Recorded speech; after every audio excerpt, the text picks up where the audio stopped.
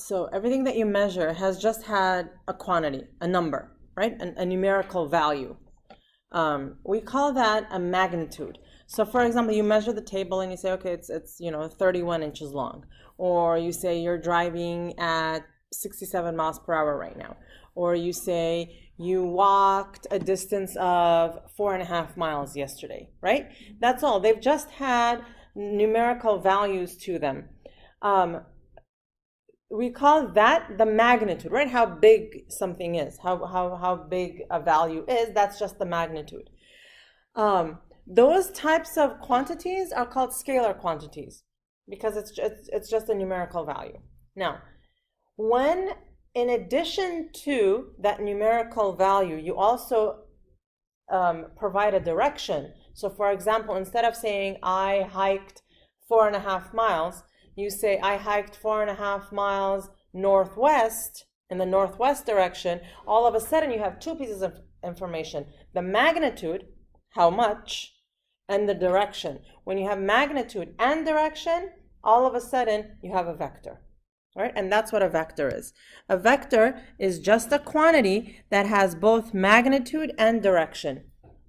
All right? An example is velocity. What's velocity? That's how fast. So what's speed? Force. Speed. Oh, wait. Miles per hour. It's something over something. Okay, so speed is how fast you're going, right? What's your what's your speed? Well, 60 miles per hour. Velocity is also 60 miles per hour north, right? So that's the difference between speed and velocity. Speed is a scalar quantity. Velocity is a vector quantity, okay?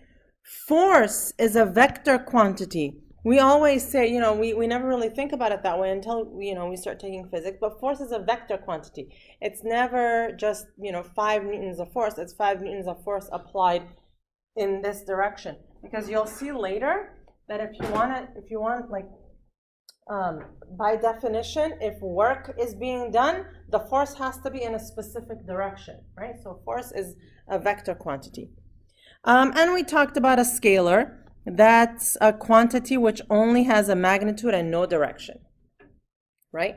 So again, we can say the velocity of an object is 6 meters per second east, but the speed will just be 6 meters per second, okay? So I have a few examples here. Let's just differentiate between vector or scalar. A ball thrown northwest at 60 meters per second, what do you think? Vector. B, scalar. C is vector. It's like a direction. Because it's a direction, right? It's got a direction. Okay. Right. All right. So now that we know what is a vector and what is a scalar, let's talk about how vectors look and what the notation is, right? A vector, since it's got a direction, it's pointing in a certain direction, it's an arrow, okay? Or a directed line segment. We call them arrows. Now, the vector is always going to have an initial point and a terminal point, okay? Those are my favorite words to describe them, initial point and terminal point, because they're self-explanatory. There is also tail or tip. There is head and tail. It gets confusing, but if you have initial and terminal, it's just simple. So just know, that that's the tail, and that's like if you think of it as a comet, right? And it's flying that way, this will be the tail of it, okay? But then there's always confusion because tail, initial, it just seems counterintuitive. So we'll just go with initial and terminal point. All right, and at the points, at the end points, initial point and the terminal point, we have capital letters, okay? Now, how do you specify the vector, right? How do you name the vector? So you have the initial point A and the terminal point B. You say, this is vector AB with a single-sided arrow like that, like with a half arrow, right? So that's what I have in print right there with the half arrow, not like the lines in geometry where they get full arrows, okay? Or you could give the vector a name, that's usually in lowercase, and it'll just be lowercase a with a vector, okay?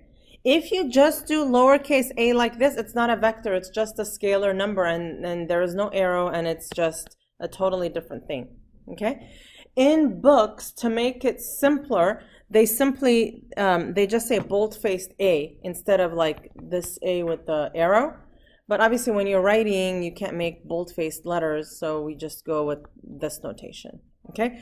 This is by far the most common notation we're going to use, okay? Lowercase u with a vector, with an arrow and so on. Okay.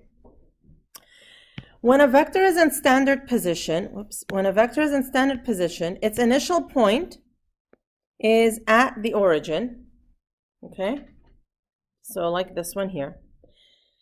Now, we said every vector needs to have a direction. Well, how do you specify the direction? Yeah, north, south, east, west, that's fine. But those are only 4 directions, right? Out of like 360 possible degrees that it could be. So it's in degrees. Because if it's not exactly north or south or east or west, right? Which more often than not, we're not just pointing in those 4 directions. Then you specify with degrees. And it's the same way of specifying degrees as we had in chapter 4 way back when. That's why we did all that, mad drawing of things. The good thing, though, is when we're talking about vectors, we normally don't go over 360 degrees, right? So it's just that one circle. And we always start with the positive x-axis, that's 0 degrees. So when it's pointing east, it's 0 degrees. And then we go counterclockwise. So how many degrees is it when it's pointing west?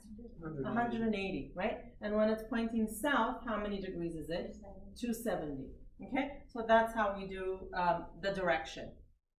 Okay, the magnitude is physically the length of the segment. Okay, so you take a ruler, you measure this, and it'll be the length of the segment. Now, does that mean that if you're drawing a vector that represents a force of like 670 newtons, are you going to draw a 670? That's just silly. So we scale it down, just like we scale down max. So in this one, for example, it says that every centimeter represents 5 feet per second. So if you take your ruler and you measure that, which I did, I took my ruler and I measured it on the piece of paper, all right? It turns out that that vector is exactly 2.6 centimeters. Okay, so this is 2.6 centimeters long. And if every centimeter is 5 seconds, then what length does this represent? Right, it's 2.6 times 5 feet per second, which is 13 feet per second, right? I measured on my paper the length of that with a ruler. The length of that arrow with a ruler. What's the... Wait, what is it? 2.65 TT or something? 2.6, no, feet per second. Because each centimeter is 5 feet per second.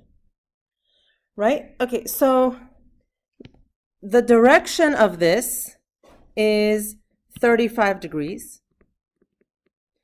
The magnitude, we said, is 13 feet per second. So how do you say magnitude if the vector is vector A, the magnitude, the way you say the magnitude, you have those bars, and that's equal to 13 feet per second. Okay? We don't do this. We don't do that. Okay? You have to put the lines, which means magnitude. Okay? All right. So here I have just a couple of vectors that are literally just thrown at this page at random, right? Let's talk about parallel vectors. This lesson is mostly about just, learning the rules behind vectors. Parallel vectors have the same or opposite direction, but not necessarily the same magnitude. So if you look at that group of vectors there, which ones seem like they're parallel? Yeah. A, B, C, and F, right? So vector A is parallel to B and to C and to E, and well, they're all parallel to each other.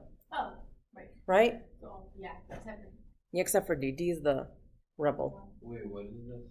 The two lines you put? Parallel. Those mean parallel in geometry. Those mean parallel.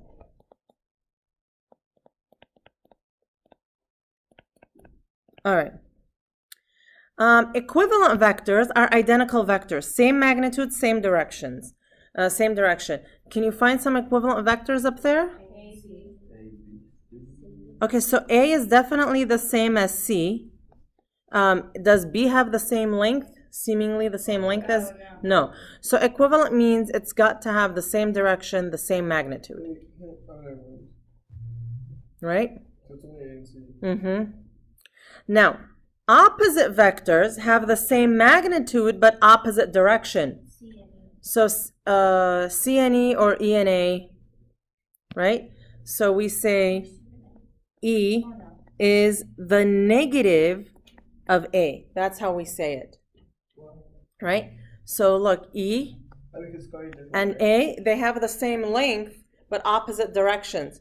Or you could have said C is the negative of A. Say A is the negative of B. Right. You could give any of those. So here, you're saying that C and A are equal in length, but the negative means opposite direction. Right? C wouldn't be the negative of A. Oh, E. I meant E. I'm sorry. Sorry, E. Right? So they have the same exact length, but they go in opposite directions. So the purpose of the negative there, the function of the negative, is to say that it's in a different direction. So in the world of vectors, negatives turn the vector upside down or in the opposite direction. Okay? All right. Now, we're never dealing with one vector. That's just too boring. We're always dealing with a combination of vectors that act together, right? So if force is a vector, how many different forces do you think are acting on this earth right now as we speak? A lot, right? Like, right. So at any given time, you've got more than one force acting on an object, okay? And all of those are vectors, and then you have to balance those vectors out and see like what net change is going to be produced. Okay, so the way we do that is we add to find resultant vectors, right? So when you add two or more vectors, you call the sum a resultant. All right, there are two ways to add vectors. There's the triangle method and the parallelogram method. And I have to say I like the triangle method more, and that's what I teach mostly. So what we do is this. Suppose these were vectors that represented velocity, okay? So somebody walked from their house in a certain direction, and then they walked in another direction. And this mean person took their route, and they just like they scrambled it, and now we have to put it back together and see exactly how much they walked. So first they walked this much in that direction. Then they walked that much in that direction. The point, what we want to do is we want to combine those vectors so that I can start from the very beginning of his route. Let's say he started at his house in the morning, right? And I can trace his entire route without having to lift my finger. And I have to go along the arrows, right? So the way in which I can do that is I can take vector B and bring it over and put it at the end of vector A. So now look, the guy leaves his house here. He goes along vector A and then smoothly along vector B and ends right there, right? When you can trace it without lifting your pencil or your finger, then you've drawn it correctly, right? So this guy left his house, this was his house, and he went that way, and then he went that way, and now he ended there. Okay, at like the movies or something. So at the end of the story, how far away is he from his original position, from his house? Like a bird's eye view, how far away is he? Well, if I go directly from house to movies, there we go. Okay? That green is called the resultant. Okay? And how do we get that green? We added A plus B, so that's A plus B. Right? So that's how we're going to add those vectors. Now, had I done it this way, A, and then had I put B, right, this B vector, let's say I put it there, just because. Now, can I trace his route without lifting my finger or my pen? I can't, right? Because like here I'm stuck, and then I have to like jump to get back to here. So that's not going to work, not for this method. Wait, why? Huh? Why? Because if I were to trace his route along here, so he came here, and then where else did he go? Along B, right? Like I would have to jump to get there. It's not continuous. So go down, then Yeah. Okay. What's step 3 on there? No. Oh, that's the other method. We're not doing that. Okay, so here let's draw these vectors. Let's draw the resultant of these vectors. What we do is this. We're going to take V, right? And we're going to reproduce it here. Like, so the same one, just reproduce it here. You can leave it where it is if you have enough room, but I'm just going to bring V over here, right? And then W, I'm going to put like the exact same thing here. Reproduce it, clone it here. Okay. Now, you should mark the beginning, the very beginning, and the very end. Is this the very beginning? Yeah. Yeah, and then where's the very end of his route? The tip of the W. The top of W, right. So now you draw your resultant vector from A to B, and you have to have an arrow, and you have to have your arrow pointing in the right direction, so like this. Okay, if your arrow was pointing in the other direction, that would be completely wrong, because you're saying that he started here and went there. Okay, right? So like you don't want it to look like a circle. That makes sense. No. You know what I mean? No, yeah, I do know what you mean. Not a circle, no. The thing is, here's the big idea. He started here,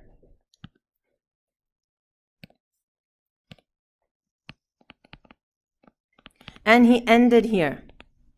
The thing is, I should be able to retrace his steps in 2 distinct ways.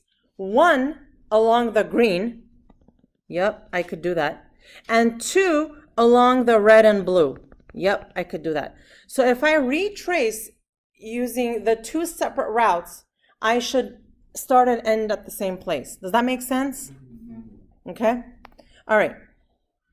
So what about this one? So for the next one, I'm going to leave the blue where it is and just add on negative A, right? That red one. Okay? So here's the blue. Now, from where, okay, so this is the start here. Okay, so I'm going to add the A, or the red one, from here, right? So I'm going to reproduce this here. Okay, so where do I end? Right there. So what happened? Let's think of this story. Let me erase everything. So this guy walked along the blue vector, and then he walked along the red vector. So it does work. You just get 0, because what happened is he went some distance, and then he goes, you know what? Forget it. I'm not into this anymore, and just went back. So how far away is he at the very end from when he started? The same place. So his distance, the net change is 0. Okay? So here, so then resultant which is a plus negative a, is 0. One thing I wanted you guys to do is when you draw your resultant vector, here we're going to label that as a plus b. Okay. Do we need to know what that equals? No, not yet. Right now we're just drawing. So here I have a, and then I have b. So I need to put b, Wait, right? do we not do the lines? When do we do the lines? You can't do one. You can't do the line for here. I mean, later. We will later. Yeah. So here is a. This is the start, right? And so vector A brings him to this point. And now I'm going to put vector B at the continuation, like reproduce it exactly. Okay? And now this is the end point. This is the end of the route. So now I need to draw my resultant. I have to show the resultant. It has to go from the very start to the very end. From the very start to the very end. And I know it's going to be like one line over another line. You could do it like we did the asymptote, where like, it's a little bit above or below. So here we go. Right? That's A plus B.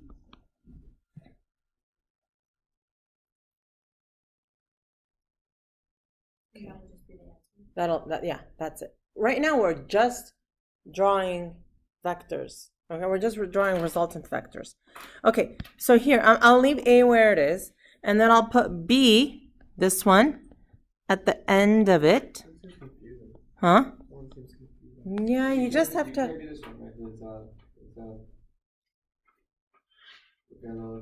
No, you could. You could. Yeah, you could add like 50,000 vectors to each other. It's totally cool. So with this one, we divide and conquer. First, I do B. I got B, right?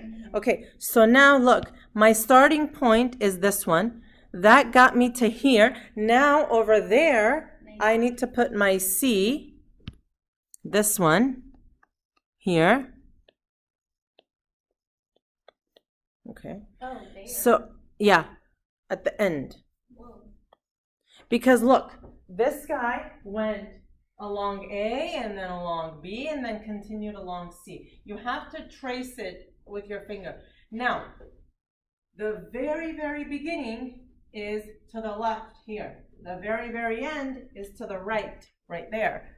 So I go from the very beginning to the very end. That's my resultant. And what do I label it? A plus what? B plus C. Correct. Okay? Are you going to be given like actual numbers? Eventually. Are we going to be given numbers? Okay, so multiplying by a scalar. If you multiply a vector by a scalar, let's say if you multiply a vector by like a 3, you produce 3a. So the way it looks is 3 times vector a. Basically, you literally scale it up to 3. So if you have a vector which is a, vector 3a is 3 times as long. Right? That's all you do. You just make it 3 times as big. The direction does not change.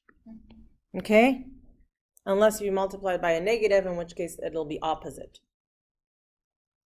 So, look at this here. You have vector x, you have vector y. I need to draw 3x plus 2y. Again, we divide and conquer. We never do the whole thing in one fell swoop. I don't even do that. Here is x. I need 3 times as long. So 1, 2, 3. You know what? Sorry to do this, but I'm gonna move it down a little bit.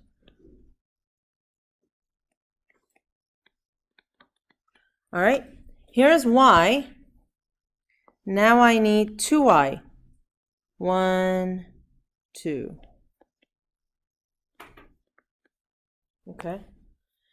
This is just 3x comma 2y. This is not 3x plus 2y. Where is 3x plus 2y? When you connect it. Fantastic. Like this. Huh? Okay, so this will give you like a third of the credit. Okay? Need the arrow. You need the arrow. Now, the arrow here, not cool, because that's not the way it goes. The arrow needs to be up there. Right? Yeah. I can't even see it drawn down there because it just, feels like there's something wrong. You forgot to write. Oh, I did. Thank you. That's how you were. Yeah. That'll be the other third of the credit. Okay? All right, so the other one is, again, 3x. Okay, we can totally do 3x now.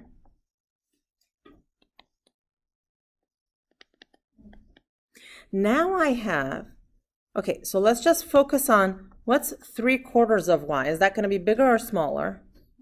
Small. That's going to be smaller, so like 3/4 of it, right? And what's up with the negative? Oh, no. Opposite. The opposite direction, right? Oh, I see. Yeah. So look, it's going to go like that. So that's negative 3/4 y. Okay? And then the resultant is there. So that's 3x minus 3/4 y. Okay? And now it's your turn. I have a worksheet for you guys. All right, so in the back of that handout, now, okay, so we never ever have just arrows on a page that we have to put together. It's never like that. It's always a word problem, a story, okay? So here, for example, it says, all right, you move 3 meters per second directly north, then 5 meters per second directly west. So you move 3 meters per second directly north, then 5 meters per second, a little bit longer, directly west. Okay? And this is just 2 arrows. This is nothing. What you then have to do is draw the resultant, and that's that. That's it. That's it. Oh, Okay? It gives you 5 plus. No, it's not 5 plus 3. It is the Pythagorean theorem because it's right, but we're not doing that just now. Okay, so here we have, you're driving 100 kilometers south. You have to put the number and the unit. Then 50 kilometers west, so half the distance west. And do you see how I scale it? Right, so that it's more or less, drawn to scale. Oh, hang on. Sorry. And then 50 kilometers west. Wait, what does it say right there? The 100 kilometers and 50 5 meters, 3 meters. are resultant. So here's my resultant vector here. Okay. Next one. You pull down with a force of 60 pounds. Then to the right with a force of 20 pounds. To the right, 20 pounds, so that's about a third. Okay, yeah. And so your resultant is this way. Okay. You accelerate in your rocket both 10 meters per second squared up and 7 meters per second squared horizontally. So do I go to the right or the left? It's a vector. It's got to have a direction, right or left. Right. So here is where Right. the sign, SIGN sign, comes into play. Because it's positive 7 meters per second, it means right. That's what I said, yeah. I know. You did say right. Okay? So positive right. So if you wanted to go to the left, what would you have said? Negative. Right. Negative 7 meters per second squared horizontally would have gone to the left. So do you see how like everything is super neat and organized here in math, in our math world? I like this. I like it more. Oh, okay. Okay? All right. So we'll end here and we'll continue next time with the notes, and then you'll have homework, okay?